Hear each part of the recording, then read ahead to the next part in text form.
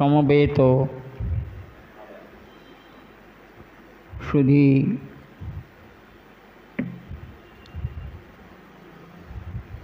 কৃষ্ণ ভক্তি রসপরায়ণ সমগ্র ভক্ত সদস্যবৃন্দ, প্রথমে আমি আপনাদের কাছে সবার কাছে আমার পূর্বদিনে ভাগবতে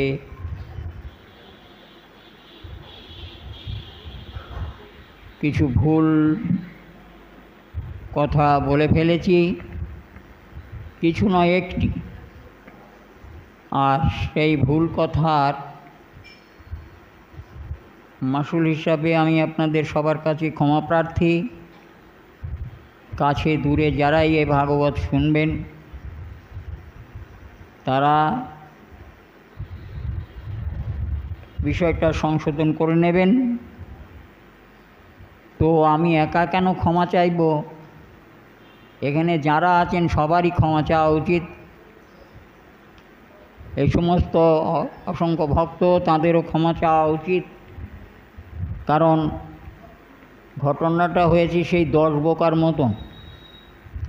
10 বোকার গল্প তো সবাই জানেন নাকি? 10 জন বোকা পথ চলেছে, যেতে যেতে অনেক দূর যেতে যেতে তারপরে মনে ভাবলো যে আমাদের কজন 10 জন আমরা আছি তা গুনে দেখি যে 10 জন আছে কি না। যতবার গনে নিজেরে বাদ দিয়ে গনে 10 জন আর হয় না, তাই না? যতবার গনে নিজেরে বাদ দিয়ে গনে 9 জন হয়ে যায়। আরেকজন গেল কোথায়? নিজেরে তো গনেনি, আরেকজন কোথায় গেল? তো আমার সঙ্গে আপনারাও সমান দায়ী। আমি জানতাম যে আমি অঙ্ক জানি না, কিন্তু আপনারা অঙ্ক জানেন, কিন্তু এইরকম হবে তা তো আমি বুঝতে পারিনি।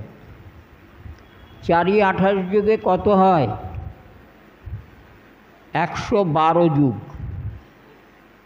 আমি বলেছিলাম 192। কত বড় ভুল বলেছি।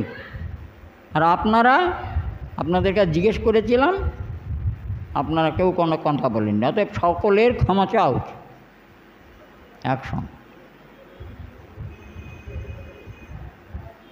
4 × 28 112। তো এইটা আমার 92 বলাতে আমি আপনাদের কাছে নয়, দূরবর্তী যারা ভাগবত শুনবেন তাদের কাছেও ক্ষমা প্রার্থী। আজকে ঠিক করে নেবেন 112 যুগ।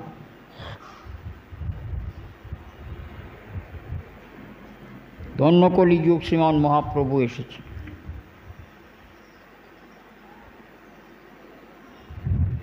তো আমরা শ্রীমন মহাপ্রভুর বারাণসীতে সনাতন গোস্বামীপাদকে যাবতীয় ভগবত তত্ত্ব শ্রবণ করাচ্ছেন। সেই সকল তত্ত্বসমূহের মধ্যে ভগবত অবতারের কথা সব বলা হচ্ছে। মহাপ্রভু বলছেন সনাতন গোস্বামীপাদের কাছে, আর সে সকল বিষয়ে আমাদের আস্বাদ্য।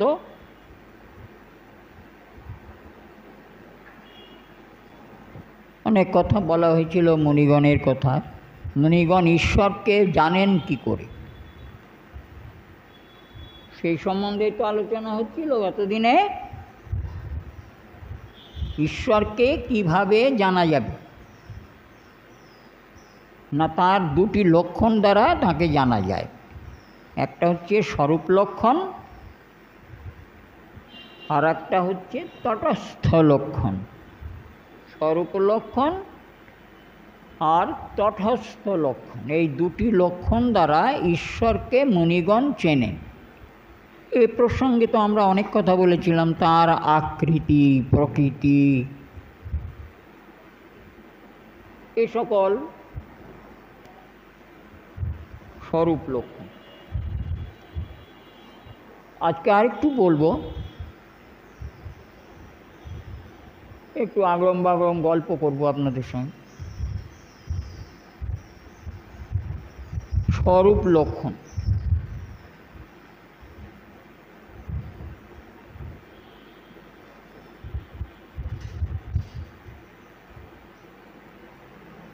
তো এক জায়গায়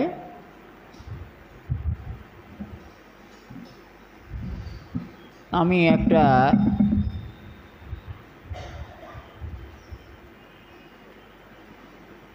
বিউটি পার্লারের একটা কাহিনী একটা বলবো আপনাদের কাছে। একটা বিউটি পার্লারের কাহিনী, ছোট্ট, হাসবার কিছু কারণ নেই। আমি স্বরূপ লক্ষণটা সহজে যাতে বুঝতে পারি তার জন্য এই কথাটা বল। একজন ভদ্রমহিলা বিউটি পার্লারে সাজতে গিয়েছে।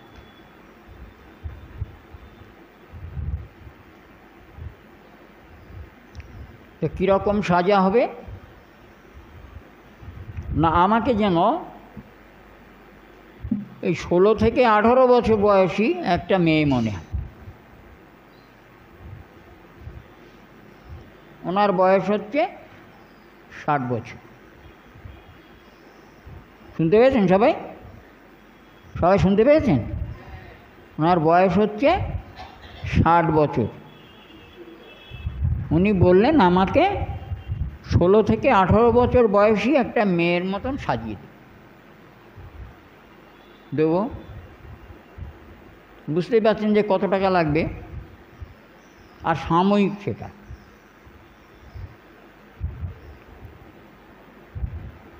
তো ওনাকে পেইন্ট করা হচ্ছে, ওয়াশ করা হয়েছে, তারপরে মুখের উপরে একটা বস্তু লাগানো হয়েছে। সেটা কীরকম না, ওই লাগানোর খানিক পরে একদম পাতলা প্লাস্টিকের মতন শক্ত হয়ে যায়। শক্ত মানে হার্ডি নয়, ওটা টানলে লম্বা হয় বা খুলে ফেলে দেওয়া যায়, এরকম আর কি, আঠা মতো দিয়ে তাকে একেবারে চোখ মুখ সব ঠিক করে ওই পর্দাটার উপরে একটা পাতলা পর্দা হয়ে গেল। ওটা পেন্টটা দেওয়ার পরে ওটা জমে গেল, পাতলা পর্দার মতন হয়ে গেল, মানে যেটাকে বলে মুখোশ, মুখোশের মতন হয়ে গেল। তারপরে ওনাকে যেভাবে পেন্ট করা দরকার, চোখ মুখ যেভাবে ঠিক করে দেওয়া দরকার সব করে দিয়ে একেবারে যখন দেখালো ছবিটা, সে কি অপূর্ব সুন্দরী এক 16 থেকে 18 বছরের একটা মেয়ে। সত্যি সত্যি দেখবার মতো। আচ্ছা, এইটা কি তার স্বরূপ? এবার বুঝতে পেরেছেন কথাটা? আরও আছে, আমার ওইগুলো বলা দরকার না, আমার বোঝার যে জায়গাটা সেটুকু। এটা কি তার অরিজিনাল? এটা স্বরূপ? এটা কি স্বরূপ? না। তাহলে কোনটা স্বরূপ? এইবার দেখো,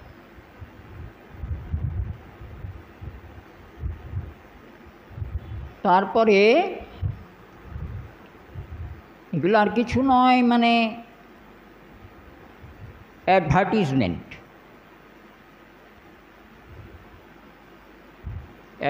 করা হচ্ছে।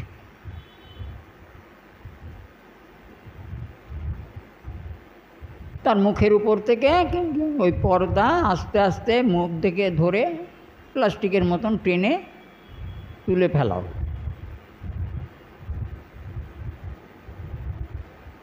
এবার সেই ভদ্রমহিলা হাসলেন, দাঁতগুলো ফাঁকা ফাঁকা, একেবারে ঠিক যেন মনে হচ্ছে বানরে হাসছে। বয়স্কা মহিলা, 60 বছরের, শুটকো রোগা চেহারা,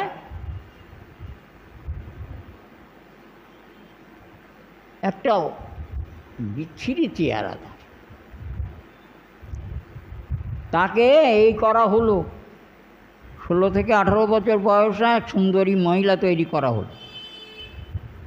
তারপরে খুলে ফেললেন, বিচ্ছিরি দেখতে 60 বছর বয়স্কা মহিলা। তাহলে স্বরূপ কোনটা?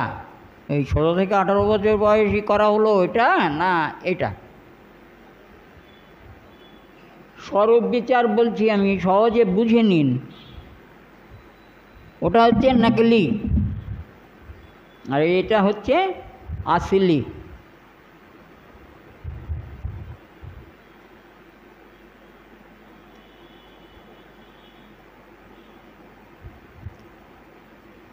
আপনাদের যাদের মুখগুলো কালো আছে বাড়িতে সামান্য পয়সা খরচে কিন্তু পরিষ্কার করে নিতে পারবেন। টক দই মাখবেন রোজ। যাদের কালো মুখ আছে দেখবেন টক দই মাখন, কদিন দেখতে পাবেন। স্বরূপ হচ্ছে নিজস্ব যে প্রকৃত রূপ, যেটা নিত্য প্রকৃত রূপ যেটা, সেটাই হলো স্বরূপ।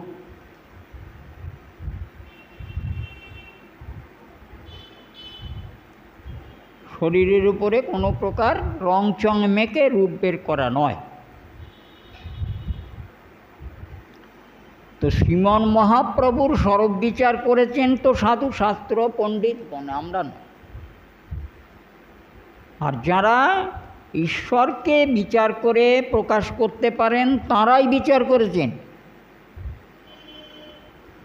যেমন সার্বভৌম ভট্টাচার্য বহু বিচার করেছেন, যিনি সমস্ত শাস্ত্রে পারদর্শী, ন্যায়শাস্ত্র, চারি বেদ, বেদান্ত, সমস্ত শাস্ত্রে যিনি একেবারে পারদর্শী, মানে কণ্ঠস্থ তাঁর। তাই ঈশ্বরের স্বরূপ কেমন হবে সেসব লক্ষণ তাঁর যথেষ্ট জানা আছে। ঈশ্বরপুরী।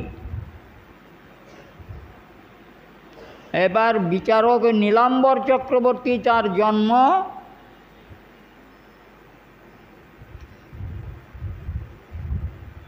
ছক তৈরি করে তিনি বিচার করলেন। সেদিন আমরা শুনেছি, এটা আবার বলার প্রয়োজন নেই।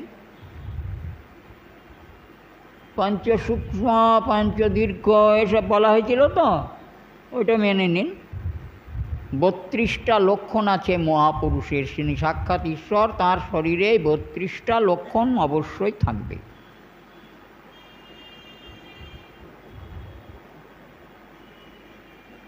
এরপরে তো স্বয়ং সাক্ষাৎ দিব্যচক্ষু বা দিব্য দৃষ্টি সম্পন্ন গোস্বামীপাদ, অগ্রগণ্য শ্রী সনাতন গোস্বামীপাদই ধরে ফেলবেন মহাপ্রভুর কথা। একটু পরে শুনব।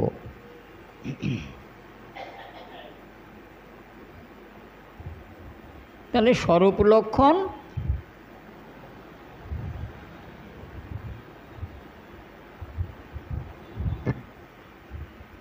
আমরা জানলাম না।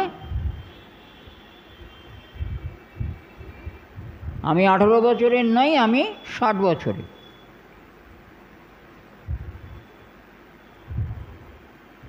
আমি সুন্দর নই, ভগ্নরূপ।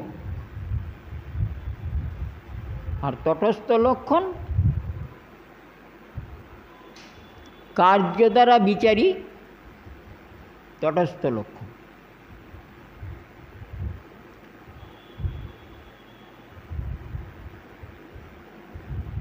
কেশব কাশ্মীরি যখন নবদ্বীপে এসেছিলেন তখন মহাপ্রভুর বয়স কত? বয়স জানা নেই, বালক। বালক কত? 10 বছর, নাই 12 বছর, বালক। সারা দিক বিজয়, সারা দেশ জয় করে এসেছেন। হাতি, ঘোড়া, লোক, লস্কর, ধন, অর্থ সব নয় সঙ্গে করে নিয়ে এসেছেন। বেশি বড় হলে তো গৌরব হয় নাকি? ওটা তো বস্তুর সঙ্গে যুক্ত আছে, সবারই হবে। বেশি বড় হলে এটা গৌরব হবেই, কারণ উপরে ওঠে তো তখন নিচের দিকে আর চেয়ে দেখে না।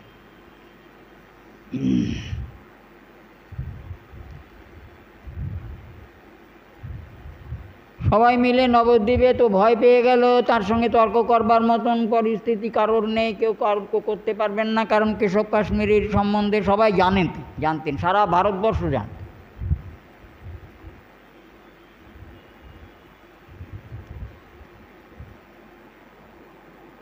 তাই সবাই মিলে কী করলে, একটা রঙ্গরসিকতা করা যাক বলে সবাই যুক্তি করে বলল যে আমাদের এই নবদ্বীপের মধ্যে শ্রেষ্ঠ যদি পণ্ডিত কেউ থাকে তাহলে কে? নিমাই পণ্ডিত। তিনি কোথায় থাকেন, কোথায় পাওয়া যাবে তাকে? না তিনি বেশিরভাগই ওই গঙ্গার ঘাটে অনেক ছেলে বা বালক নিয়ে উনি ওইখানে থাকেন। ওই একটা অশ্বত্থ বৃক্ষ আছে, সেই বৃক্ষের তলায় বাঁধানো বেদি, তার উপরে ওইখানেই বেশিরভাগ সময় উনি থাকেন সবার সঙ্গে। নবদ্বীপবাসী তার সঙ্গে যে ছলনা করলো সেটা তো তিনি জানতে পারলেন না। তিনি একেবারে সারা নবদ্বীপের শ্রেষ্ঠ পণ্ডিত নিমাই পণ্ডিতের সঙ্গে দেখা করতে গেলেন। গিয়ে কি দেখলেন সেটা তো আপনারা সবাই জানেন, তাই না? তার বয়সে তো বালক, একটা বালক আমার সঙ্গে সবাই তঞ্চকতা করলো। এই বালক আমার সঙ্গে তর্ক করবে? এ কি পারে, কি জানে? সবে ব্যাকরণ পড়ুয়া।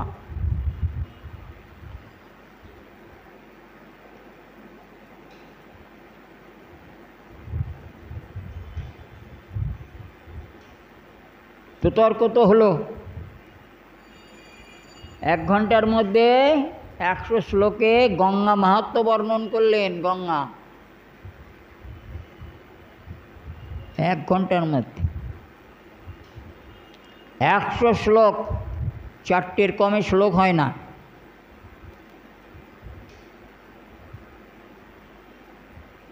তার মানে 400 পদ যুক্ত গঙ্গার মহিমা বর্ণন। আর এত 1 ঘন্টার মধ্যে, তার মানে এত ঝড়ের বেগে বলেছেন যে তার মধ্যে শ্রীমান মহাপ্রভু শুধু বসে শুনেছেন। আর এই 100টা শ্লোকের মধ্যে কোথায় কোন ভুল ত্রুটি বলে ফেললেন তিনি নিজেও বুঝতে পারেননি, প্রতিভাত।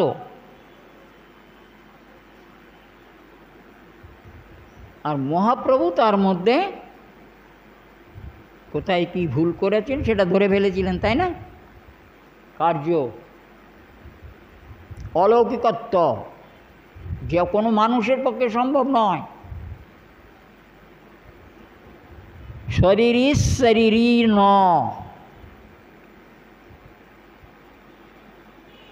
মানুষের মতন দেহধারী দেখলে কি হবে? কর্ম সকল সব অশরীরী কর্ম সাধন, অশরীরী কর্মসাধন। কোনো মানুষ দেহধারী এরূপ কর্মসাধন করতে পারেন না।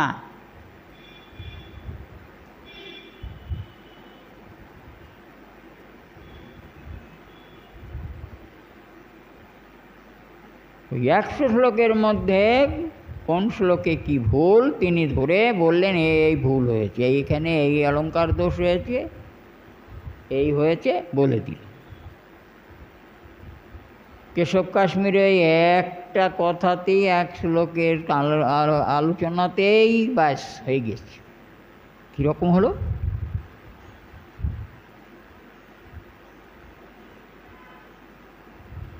এটা কি করে সম্ভব? এ তো কোনো মানুষের পক্ষে সম্ভব নয়। এ কি বালক না অন্য কেউ? তো পরাজিত হয়ে গেলেন। কার্য, সরস্বতীর উপাসক ছিলেন, সাক্ষাৎ সরস্বতীর কৃপাপ্রাপ্ত, এবং সরস্বতীর সঙ্গে তার কথা হতো। দেখুন, চিন্তা করে, একজন সরস্বতী মন্ত্রের সিদ্ধ পুরুষ সরস্বতীর আরাধনা করে তারপরে তিনি তর্ক করতেন। সেই সরস্বতীকে সারা রাত ধরে আরাধনা করলেন। সরস্বতী শেষ পর্যন্ত বললেন যে, তুই যার সঙ্গে তর্ক করছিস সে কে জানিস?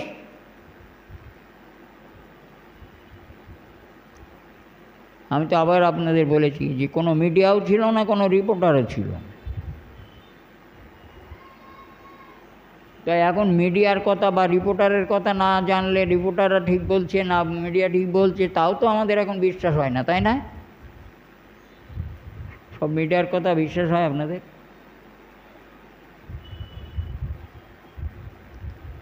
তো সেভাবে তার প্রচার করেনি কেউ। এখন আপনারা মিথ্যা বলতেও পারেন, কোনো আপত্তি নেই, যেটা মিথ্যে কথা এটা হয় নাকি? তো কারণ আমরা সীমাবদ্ধ মনুষ্য জীব, আমরা সীমাবদ্ধ শক্তি দেহতে যতটুকু সেই সীমাবদ্ধের মধ্যে আছি। আমাদের দেহ এর বেশি কিছু করতে পারে না। আর তিনি শরীরীর অশরীরী ন, শরীরী অশরীরী ন। দেহ ধরেছেন কিন্তু কর্মসাধন করছেন সব অশরীরী কাজ।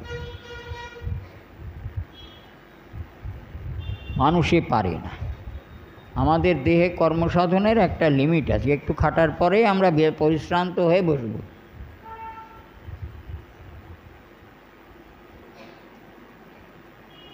তো এই হলো এক ব্যাপার। মহাপ্রভু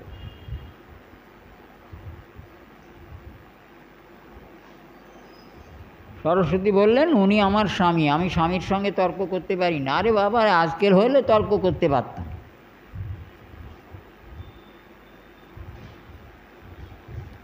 স্বামীর সঙ্গে নাম ধরে ডাকছে, শুনে যা, নাম ধরে ডাকছে, তুই তুকারি করে কথা বলে, বন্ধু তো।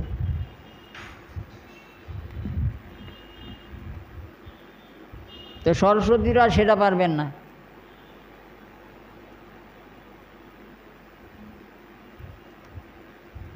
পায়ে পড়েছিলেন। এ একটা কার্য।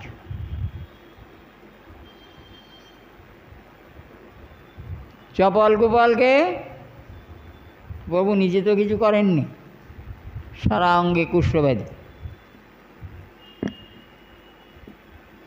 শ্রীবাসের কাছে অপরাধ দেবানন্দ, দেবানন্দ ঠাকুর ভাগবত বক্তা, হ্যাঁ, ভাগবত আচার্য, কিন্তু প্রেম ভক্তি কিছু ছিল না, শুধুই ব্যাখ্যা করতেন শাস্ত্র। শ্রীবাসের কাছে অপরাধ করে ফেললেন, ভেঙে ভেঙে আর অত বলা সম্ভব না। বরাহ রূপ ধারণ করে, বরাহ রূপে বড় কলসি, জল ভরা কলসি দাঁতে তুলেছিলেন উঁচু করে। এটা কোনো মানুষের পারে নাকি? ষড়ভুজ মূর্তি দর্শন করলেন, এটা কি মানুষে পারে? তা আজকে যারা ভগবান আছে তারা একটা ষড়ভুজ মূর্তি ধারণ করে দেখাও তো আমাদের, তবে বুঝবে তুমি ভগবান। অনেকে ভগবান সাজ্জিত, অনেকে পুরুষোত্তম সাজ্জি। তা তাদের দেখাতেই হবে আমাদের যে তুমি ভগবান, তাহলে তুমি ভগবান। মহাপ্রভু ষড়ভুজ রূপ ধারণ করেন, তুমি ধারণ করে দেখাও। অথবা কৃষ্ণ বিশ্বরূপ দর্শন করিয়েছিলেন, তুমি বিশ্বরূপ দর্শন করিয়ে দেখাও। ঈশ্বরের যত অবতার আছে না, সবারই এই প্রকার শক্তি। জগতের মানুষের মধ্যে সম্ভব নয়, তাই সবাই ঈশ্বর সেজো না, খুব খারাপ, নরক যন্ত্রণা ভোগ করতে হবে, তোমাকেও ছাড়বে না। যত রকমের কার্য আছে, ষড়ভুজ ধারণ ইত্যাদি নিত্য। 20 হাত কূপের মধ্যে পড়ে গিয়ে দেহ সব শিথিল হয়ে গেছিল, পড়েছিলেন অজ্ঞান হয়ে, উপরে তোলা হলো, সবাই মনে বললেন যা হয়ে গিয়ে, হয়নি। 4 হাত দেহ 5 হাত হয়ে যেত, এই গ্রন্থগুলো সব খুলে যেত। যখন প্রেমভাবে পঠিত হতেন এই গ্রন্থিগুলো খুলে, সন্ধিগুলো খুলে যেত, গিয়ে 4 হাত দেহ আরও 1 হাত বড় হয়ে 5 হাত হয়ে যেত। আবার যখন জ্ঞান আসতো, মহাপ্রভুর বাহ্য আসতো, তখন তিনি আবার এই সমস্ত সন্ধি আবার যুক্ত হয়ে যেত। এটা মানুষে হয়? একবার হাড় খুলে দেখুন না কিরম হয়। কেনোর একখানা হাড় আপনার খুলে দেখুন আবার জোড়া লাগে কি না, কীভাবে জোড়া লাগে, তখন দৌড়তে হবে ডাক্তারের কাছে। এসব অলৌকিক, মনুষ্যতীত কার্য নয়। এই কার্যের দ্বারা তটস্থ লক্ষণ বোঝা যায়।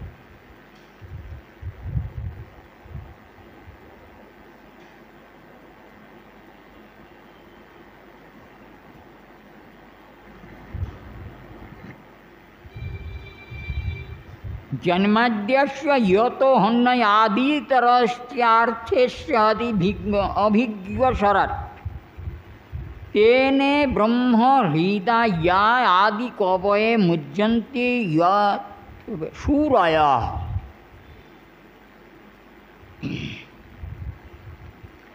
तेजो बारी मृदं याथा विनिमयो यत्र त्रिसर्गो हमृषा धमिन्यास्येन सदा निरस्यकुहकं सत्यं परं धीमहि। सत्यं परं धीमहि। सत्य वस्तु যা নিত্য সত্য। পরম শব্দে পরম বস্তু, পরম পদার্থ। পরম পদার্থ অদ্বয় জ্ঞান তত্ত্ব ব্রজে ব্রজেন্দ্রনন্দন। অদ্বয় জ্ঞান তত্ত্ব ব্রজে ব্রজেন্দ্রনন্দন। অদ্বয় মানে অদ্বিতীয়।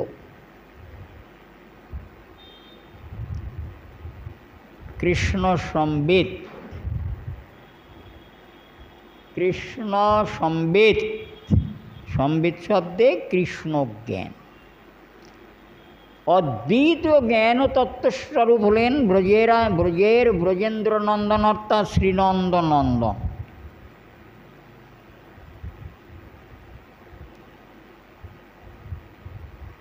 শ্রীনন্দ নন্দন। শ্রীনন্দ যেমন চিন্ময় নিত্য, ভগবান শ্রীকৃষ্ণ তদ্রূপ নিত্য সত্য। নিত্য সত্য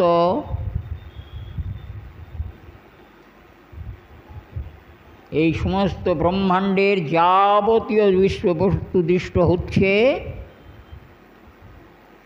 তার যে সত্যত্ব, অর্থাৎ আমার চোখের সামনে অনেক কিছু দেখতে পাচ্ছি, এগুলো সত্যরূপে আমাদের কাছে প্রতিভাত। আমার দেহটা আমি নিত্য সংযতনে সংরক্ষণ করে তাকে আয়নাতে দেখছি বা যে কোনোভাবে দেখছি, তাকে সংরক্ষণ করছি। এই দেহটা আমার কাছে এখন সত্যরূপে প্রতিভাত, তাই না? কার জন্যে? কার জন্যে? নিত্য সত্যবস্তু আমাতে অবস্থান করছেন বলে আমাকে সত্যরূপে নিত্যরূপে দর্শন হচ্ছে, প্রতিভাত হচ্ছি আমি।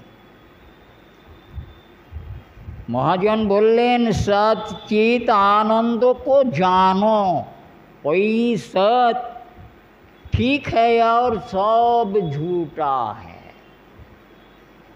सत चित आनंद को जानो वही ठीक है और सब झूठा है, और सब झूठा है। सत चित और आनंद घन शक्तिर मूर्ति हलेन ब्रजे ब्रजेंद्र नंदन कृष्ण।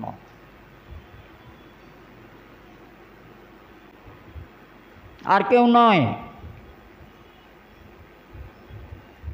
তাকে জানো, ওই ঠিক আছে।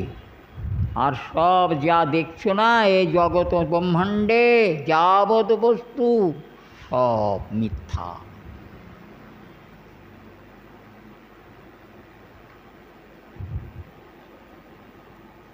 একজন বৃদ্ধ লোক,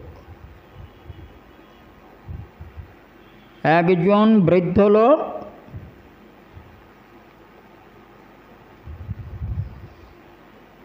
বয়স হয়েছে,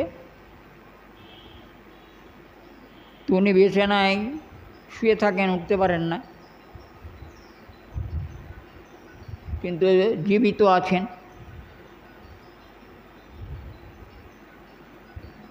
তো হঠাৎ করে ওই হাঁটুগুলো দলা করে, হাত দুখানা এরকম দলা করে উনি শুয়ে আছেন।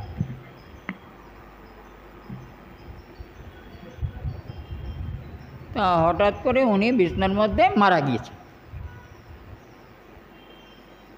আচ্ছা, বিছনার মধ্যে যখন মারা গেলেন,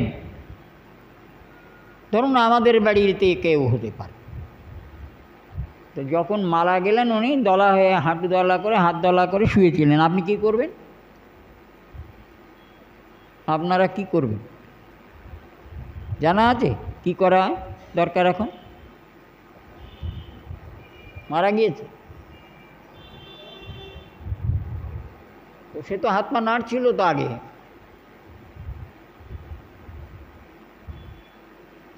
এখন তো মারা গিয়েছে, তো এখন কি হবে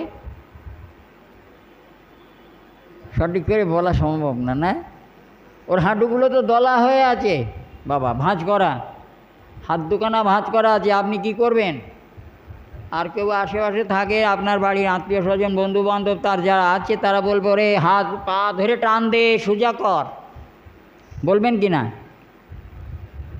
নয়রম দলামালা অবস্থায় শ্মশানে নিয়ে যাবেন? নেয় না কেউ। ওরে পা ধরে টান দে, সোজা করে দে, হাত ধরে টেনে সোজা করে দে। ও আর নিজে সোজা করতে পারবে? হয়ে গিয়েছে। এই আমাদের যত কিছু আড়ম্বর, যত কিছু জারি জুরি, ওই বস্তুটার জন্যে। আরে ওই বস্তুকে দেখো, ওই বস্তুকে চেনো, ওই বস্তুকে বলো যে তুমি আছো বলে তাই আমি আছি, তুমি আমি সম্বন্ধ আছে, তুমি না থাকলে তুমি আমি সম্বন্ধ নেই, আমার অস্তিত্ব চলে যাবে। অত বড় আকাশচুম্বী মহীরুহ যেদিন তুমি ওর ভেতর থেকে চলে যাবে, শুকনো কাঠ হয়ে যাবে, তখন আস্তে আস্তে ও নিশ্চিহ্ন হয়ে যাবে, ওর কোথাও আর জগতে ঠাঁই নেই। প্রত্যেকটা বস্তু তো এমনই নাকি? এমনই তো।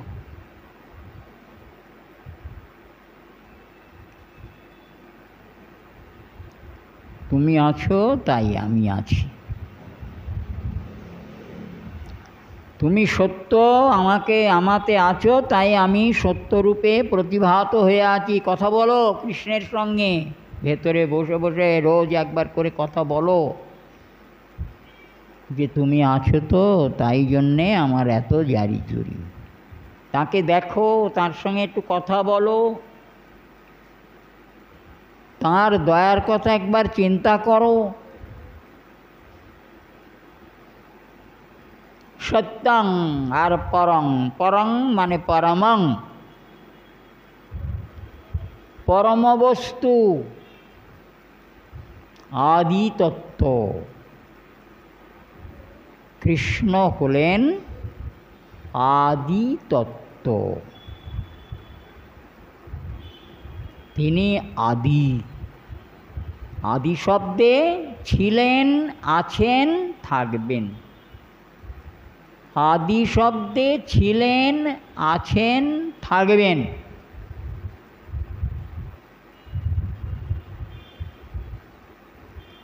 আর কিছুই ছিল না, কিছু নেই, কিছুই থাকবে না।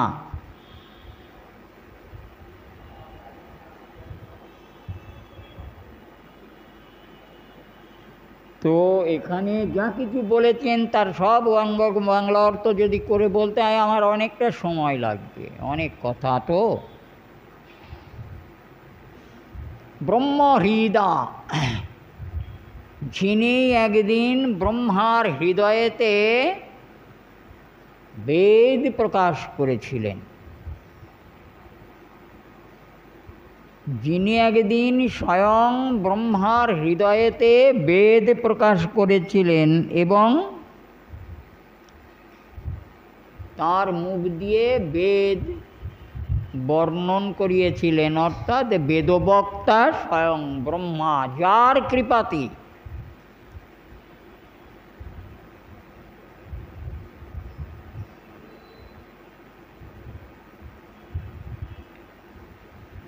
এর আগে শুনেছি যার কৃপাতে তিনি তপস্যা করেছিলেন, আর যার কৃপাতেই তিনি স্বয়ং তার হৃদয়েতে আবির্ভূত হয়েছিলেন।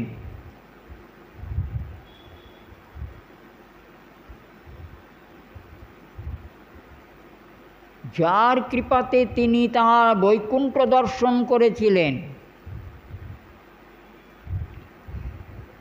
ওই এক কৃপা।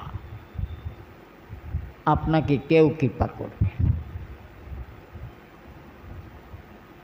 আমাকে কেউ কৃপা করবে না। ওই একমাত্র বস্তু। তাই ওই একমাত্র বস্তুকেই আমাদের সাধুসঙ্গে সাধুশাস্ত্রের সম্পর্কে অবগত হয়ে একমাত্র বস্তুকেই একমাত্র আশ্রয় করতে হবে। আর কেউ আমার আশ্রয় নেই। যাদের আশ্রয় করবেন সব অনিত্য। তরঙ্গায়িত সমুদ্রে কলার ভেলায় চাপ পার করা যায় না। আর হবেন? আপনার হতে পারবেন? কেউ হবেন? তরঙ্গায়িত সমুদ্রে কলার ভেলা করে কিংবা একটা কলা গাছকে ধরে পার হতে পারবেন সমুদ্র?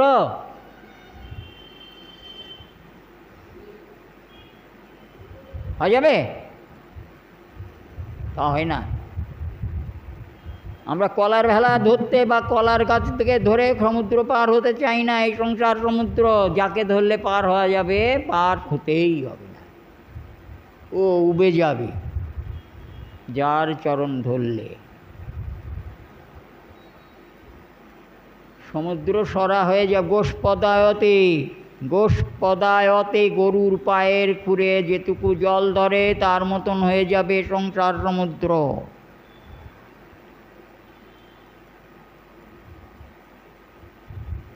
তাকে ধরো।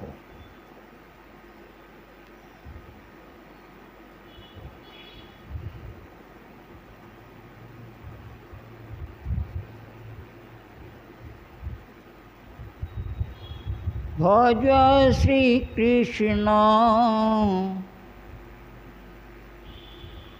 কহ শ্রীকৃষ্ণ, লহ শ্রীকৃষ্ণের নাম রে। যে জন শ্রীকৃষ্ণ ভজে সে হয় আমার প্রাণ রে। ভজ শ্রীকৃষ্ণ কহ শ্রীকৃষ্ণ, লহ শ্রীকৃষ্ণের নাম রে।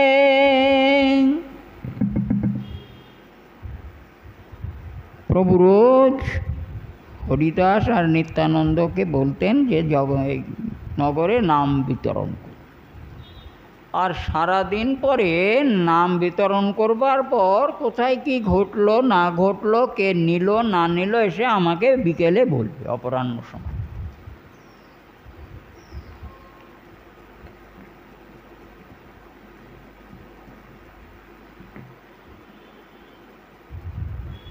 হরিদাস আর নিত্যানন্দ। আর নিত্যানন্দ তো জানেনই নামে পাগল। এই সবার কাছে গিয়ে এই কথা বলতেন।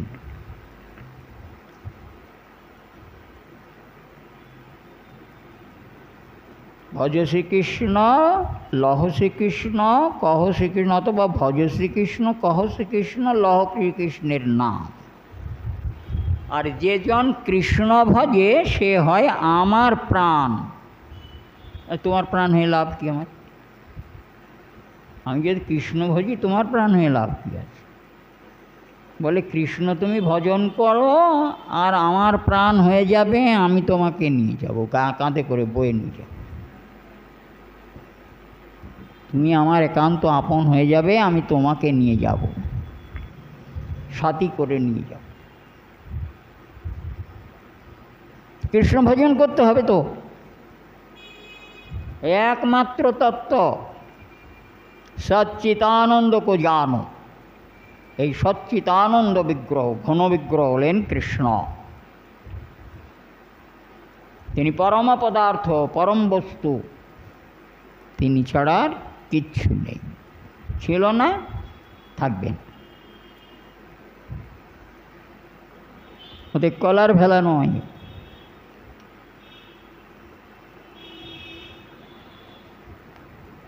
আর যে কৃষ্ণ ভজে তাকে সমুদ্র দেখতে হয় না,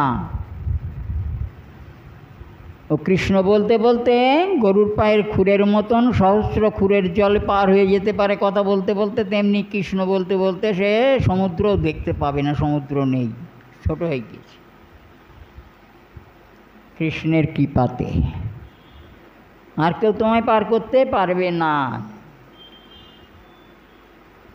এখানে একটা কথা হতে পারে যে আমি তো পার হওয়ার জন্যে আসিনি বাবা, আমি তো ভোগ করতে এসেছি এখানে, নিরন্তর ভোগ করব, সুখ দুঃখ ভালো মন্দ,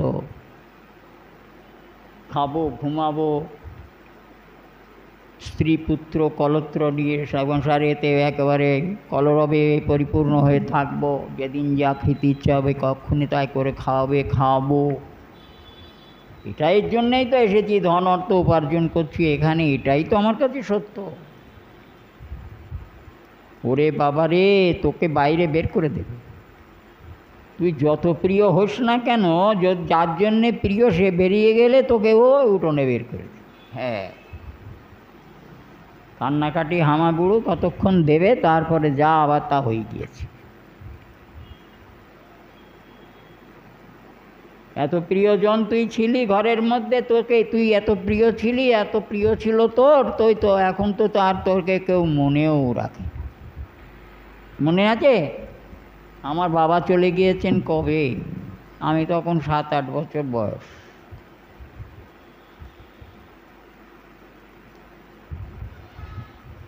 মনে পড়ে মাঝে মধ্যে আভাসে।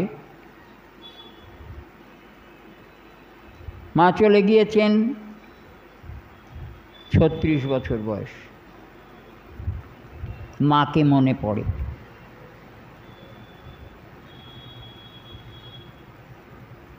তো সব স্মৃতি হয়ে গিয়েছে, তো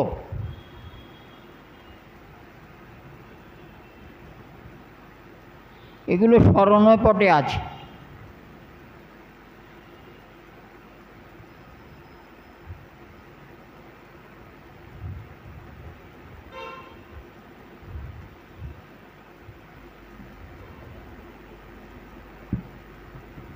স্মৃতির মণিকোঠায় আছে, কখনো ভাসি।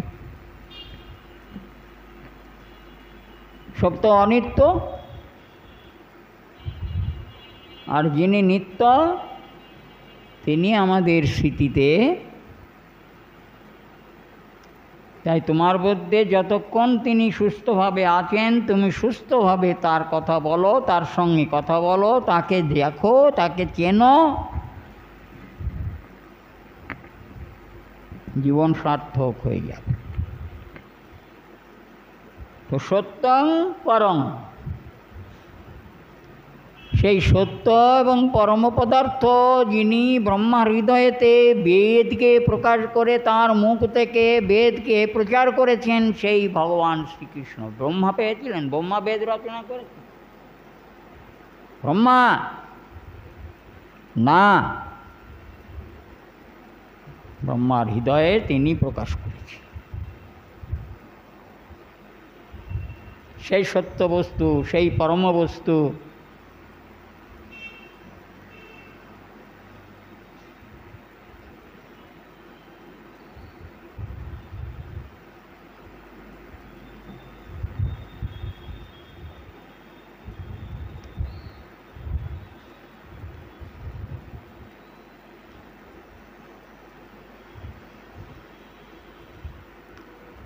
ব্রজে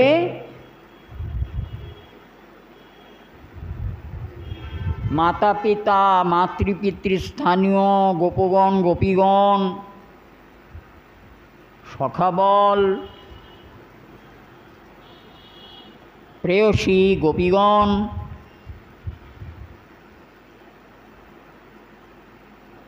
নিরন্তর কৃষ্ণগত প্রাণ।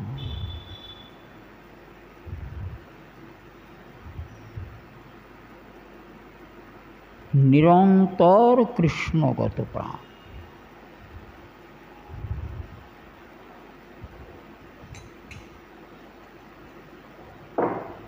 মা যশোদা ওই গোপীরা যখন গোপাল ঘরে গিয়ে চুরি করতো, তো তো পরমানন্দে গোপীরা গোপালের অলৌকিক বুদ্ধি কৌশলের কথা গিয়ে বর্ণন করতেন।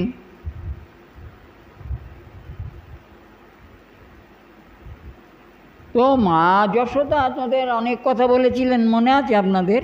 আমরা শুনি ভাগবতে প্রত্যেক বছর, যে প্রথমে তিনি বললেন যে তোমরা কাজ করো, ওরকম করে রাখলে গোপাল তো তোমাদের সব চুরি করে খায়, তোমরা একটা অন্ধকার ঘরের মধ্যে রেখে দাও। কথাগুলো বুঝবেন ভালো করে, এর ভেতরে অনেক তত্ত্ব আছে। অন্ধকার ঘরে রেখে। গোপীরা কি উত্তর দিয়েছিলেন? মা যশোদা, আমরা অন্ধকার ঘরে লুকিয়ে রেখে দেখেছি তোমার ছেলের গায়ে যে সমস্ত মণিমাণিক্য রত্ন অলঙ্কার করিয়ে দাও, ওর আলোতে ঘর আলো হয়ে যায় আর ওই আলোতে দেখতে পাই। এটা আভাস, বহিরাঙ্গ কথা। হিরোমণিমাণিক্যের আলোতে আলো হয়েছে না কৃষ্ণের আলোতে আলো হয়েছে? কোনটা মনে হয় আপনাদের? যে হৃদয়েতে ভগবান শ্রীকৃষ্ণ নাই, সে অন্ধকার গৃহ। কোনো ভালো শুভকর্ম তার দ্বারা সাধিত হতে পারে না, যে ভাবনা করে না। জগতের কল্যাণ সাধন তার দ্বারা হতে পারে না। পক্ষপাত দুষ্ট।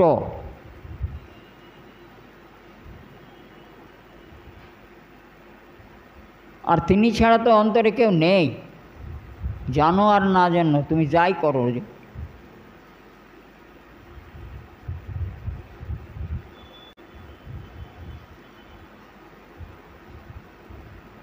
তাহলে এক কাজ করো, উঁচু ছিকে ঝুলিয়ে রেখে দিও, যেখানে গোপাল হাত পাবে না। বলেছেন তো মা যশোদা?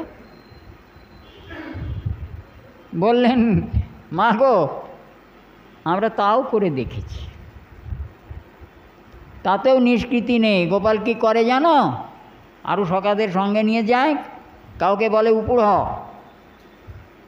আর তার পিঠের উপরে ওঠে, উঠে লাঠি নিয়ে ওই শিখেই হাঁড়ি চাপানো থাকে, সে হাঁড়ি ফুটো করে, আর ওখান থেকে দই ক্ষীর যা আছে গড়িয়ে পড়ে, আর তাই খায়। আর ওই সখাদের সেসব খাওয়ায়, বানরদের খাওয়ায়। তাহলে কাজ করো, ওই শিকেতে নিচে আর ওপরে খালি ভাঁড় রাখবে, মাঝখানে রাখবে। কথাগুলো শুনে নিন আগে, তারপর ব্যাখ্যা। ভেতরে কি আছে বলেন মা যশোদা। ও বললে তুমি তো, আমরা কত করে দেখেছি, ও কোনোভাবে গোপালের হাত থেকে রেহাই নেই। ও ঠিক লাঠি দিয়ে দেখে নেয় যে কোন ভাঁড়টা ভিজে আছে।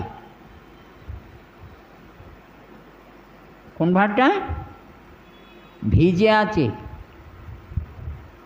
শূন্য ভাঁড় তো ভিজে থাকবে না।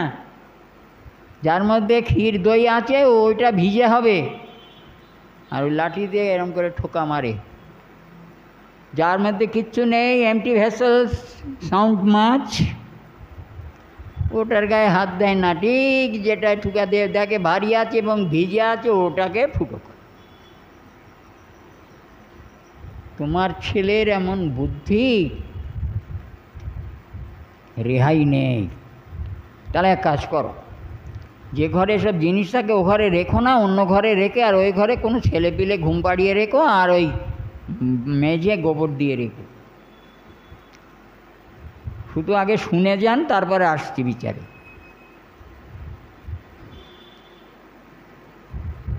গোপীরা বললেন তাও করে দেখেছি। তার মানে মা যেটা বলছেন সেটা তাদের করা হয়ে গিয়েছে, তাই তো?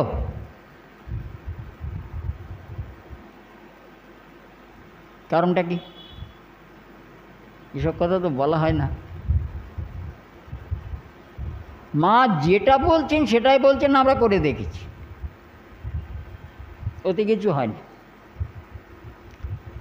আমরা ঠাকুর ঘরে ঠাকুর পুজো করব বলে ঘরে গোবর টোবর দিয়ে সুন্দর করে ঠাকুরের পূজার জায়গা ব্যবস্থা করে রেখেছি, আর একটা বালক খাটের উপরে শুয়ে রেখেছি।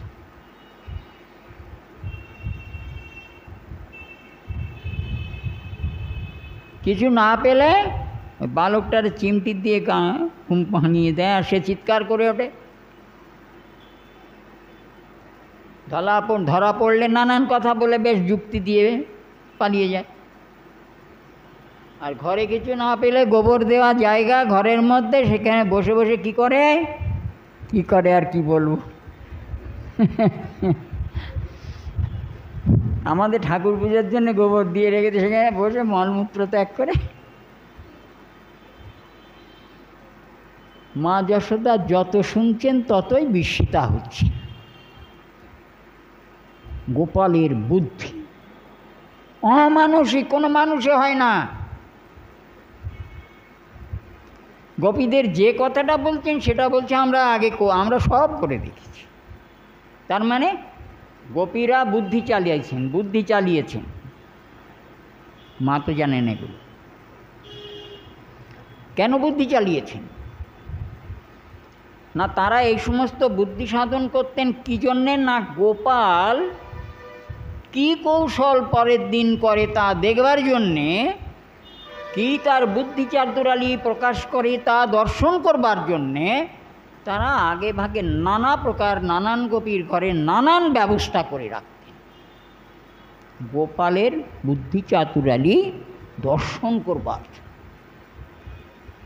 তাকে ধরবার জন্যে, তাকে মারবার জন্যে,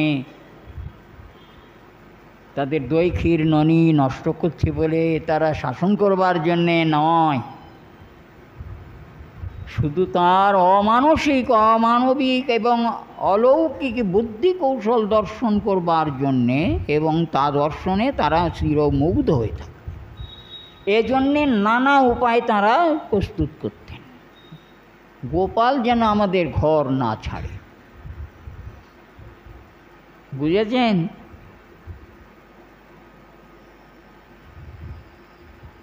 তা আমাদেরও তো উপায় করতে হবে ঘরে, যাতে গোপাল আমাদের ঘরে থাকে, কৃষ্ণ আমাদের ঘরে থাকে, আমাদের ছেড়ে না যায়।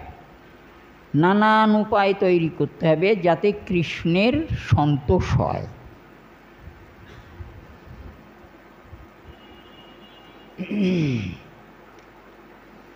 ছোট্ট গ্লাসে জল আর 4টে নকুলদানা দিলে হবে না।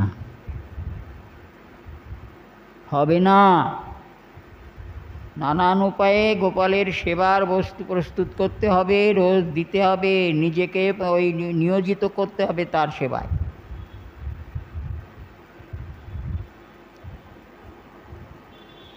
এই যে ভগবান শ্রীকৃষ্ণ এত কথা বলবার সময়ে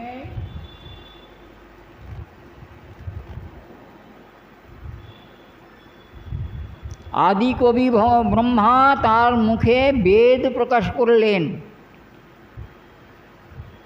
যে বেদাদিতে সকলে মুগ্ধ হয়, দেবতা আদি সকলে মুগ্ধ হয়। এ দেবতা আদি থেকে শুরু করে যত আছে সব মিথ্যে। রাগ করবেন না আমার উপরে, এটা আমি বলছি না, ওই বলা আছে এরকম।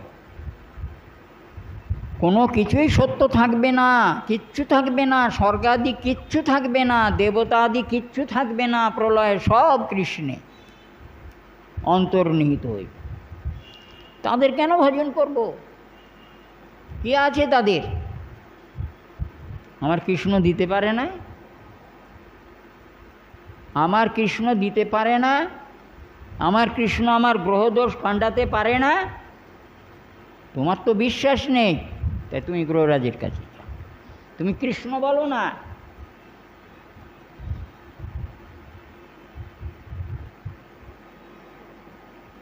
ওই বড় বড় জঙ্গলে ময়াল সাপ থাকে, জানেন? দেখেছেন তো ময়াল সাপ? দেখেছেন? চোখে দেখেছেন সবাই? আমি অনেক দেখেছি। সেই বড় বড় ময়াল সাপ যাকে অজগর বলে, ওগুলো করে কি, ওই শরীর বড় ডালে শরীরটাকে বেশ কয়েকবার পেঁচিয়ে জড়িয়ে ধরে রাখে, আর মুখ নিচে থাকে, আর এই নিচেই মুখ দিয়ে থাকে। যখন ওর তলা দিয়ে কোনো হরিণ, বানর, এমনকি সিংহ পর্যন্ত ও কী করে জড়িয়ে ধরে।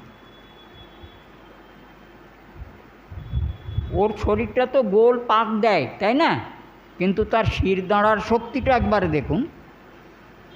এমনভাবে তাকে পেঁচিয়ে জড়িয়ে ধরবে তার দম বন্ধ হয়ে যাবে। এত বড় শক্তি, এত জোরে পেঁচিয়ে জড়িয়ে ধরবে যে তার দম বন্ধ হয়ে সে মারা যাবে।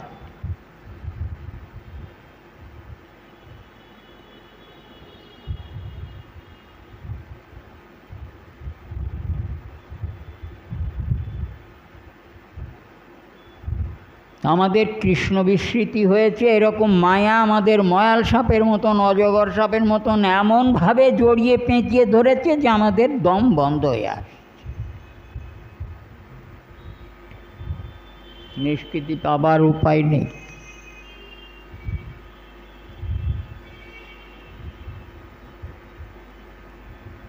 এ নিষ্কৃতির একমাত্র উপায় কৃষ্ণ ভজন।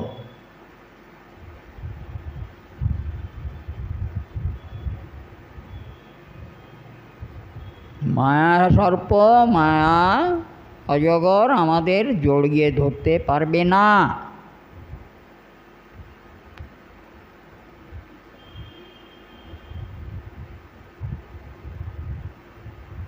কৃষ্ণ ভজন করো। দেখতে তো পাচ্ছি শ্লোকে বলেছেন তো, নিরন্তর কুহকম। এই মায়া, এই মায়া থেকে নিষ্কৃতি পেতে গেলে, এই মায়া ভয় পেয়ে কৃষ্ণ ভজনে, কৃষ্ণ ভজনকারীর কাছে যেতে পারে না, সাহস নেই, মুখ ঘুরিয়ে রাখে।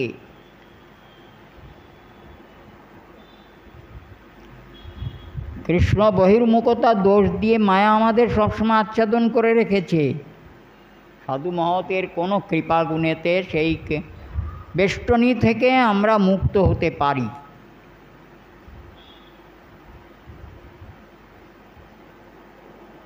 তো এমন যে ভগবান শ্রীকৃষ্ণ শ্রীহরি সেই সত্যম পরম ধীমহি, আমি তাকে মাত্র ধ্যান করি আর কাউকে নয়। আমি তাকে মাত্র ধ্যান করি, আর কাউকে আমি ধ্যান করতে পারবো না, পারি না, আর ধ্যান করবার যোগ্য কেউ নয়। ধ্যানাস্পদ মূর্তি যদি কেউ থেকে থাকেন, সে আমার কৃষ্ণ।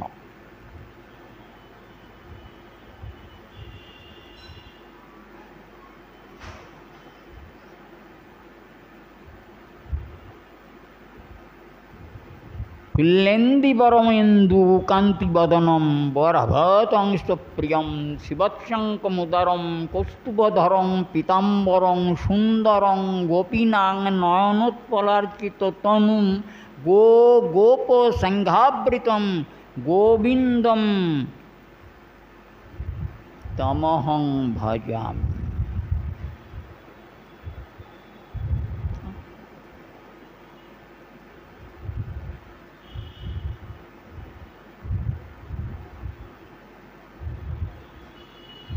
গোবিন্দম আদিপুরুষম তমহং ভজামি। আদিপুরুষ, তাঁর ভজনা করি, যিনি এই প্রকার, যা যা বলা হলো।